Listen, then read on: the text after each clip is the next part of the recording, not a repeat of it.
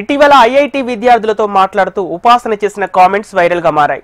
ఈ క్రమంలోనే పెళ్లి గురించి ఉపాసన పోస్ట్ నెట్టింట హాట్ టాపిక్ గా మారింది. కొందరు ఉపాసన పోస్ట్ విమర్శించగా మరికొందరు మద్దతుగా కామెంట్లు చేశారు. ఈ భిన్నాభిప్రాయాలపై ఉపాసన తాజాగా రియాక్ట్ అయ్యారు. మరోసారి తన పోస్టుపై వివరణ ఇచ్చారు ఉపాసన.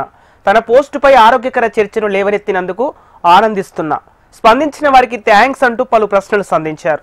అంతేకాదు ఏకంగా ఫ్యాక్ట్ చెక్ పేరిట తన పెళ్లి, సంతానానికి సంబంధించిన విషయాలను చెప్పారు. ఈ క్రమంలో ఉపాసన కొన్ని ప్రశ్నలు సంధించారు. ఒక మహిళ సమాజ ఒత్తిడికి లొంగిపోయే బదులు ప్రేమ వివాహం చేసుకోవడం తప్ప, సరైన భాగస్వామి దొరికే వరకే వేచి ఉండటం తప్ప అంటూ ప్రశ్నించారు. ఒక స్త్రీ పరిస్థితుల ఆధారంగా పిల్లలను ఎప్పుడు కనాలో ఎంచుకోవటం కూడా తప్ప అంటూ నెటిజన్లు ప్రశ్నించారు. తాను 27 ఏళ్ల వయసులో పెళ్లి చేసుకున్నానని, వ్యక్తిగత ఆరోగ్య కారణాల వల్ల 29 ఏళ్ల వయసులో తాను ఎక్స్‌ప్రెస్ చేయాలని నిర్ణయించుకున్నానని ఉపాసన చెప్పారు. 36 ఏళ్ల వయసులో ఓ బిడ్డకు జన్మనిచ్చానని, ప్రస్తుతం తనకు 39 సంవత్సరాలని తెలిపారు. త్వరలోనే కవలలకు జన్మనివ్వబోతున్నానని కూడా ఉపాసన చెప్పారు. వ్యక్తిగత జీవితానికి ఎంతగా ప్రాధాన్యత ఇచ్చానో కెరియర్ నిర్మాణానికి కూడా అంతే ప్రాధాన్యత ఇచ్చానని తెలిపారు.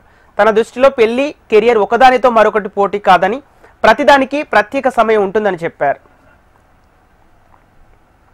నాణ్యమైన అండాలను నిల్వ ఉంచుకోవడానికి సహాయపడేది ఎగ్ ఫ్రీజింగ్ ప్రక్రియ. ఎప్పుడు కావాలంటే అప్పుడు ఫ్రీజ్ చేసిన అండాలను ఉపయోగించి గర్భం దాల్చవచ్చు. నిజానికి స్త్రీలకు అండాలను భద్రపరచుకోవటం అనేది ఇన్సిడెంట్స్ కాదు.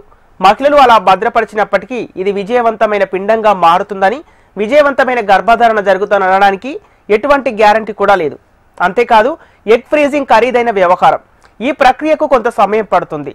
దీనికి ఒక ప్రణాళిక కూడా ఉంటుంది. దీన్ని ఖచ్చితంగా పాటించాలి. ఎగ్ ఫ్రీజింగ్ అనేది ఒక ఆప్షన్గా మాత్రమే, అనివార్యమైన అవకాశం అయితే కాదు. ప్రస్తుతం అయితే తప్పనిసరి పరిస్థితుల్లోనే కొందరు ఈ ఎగ్ ఫ్రీజింగ్ ను ఆశ్రయిస్తున్నారు.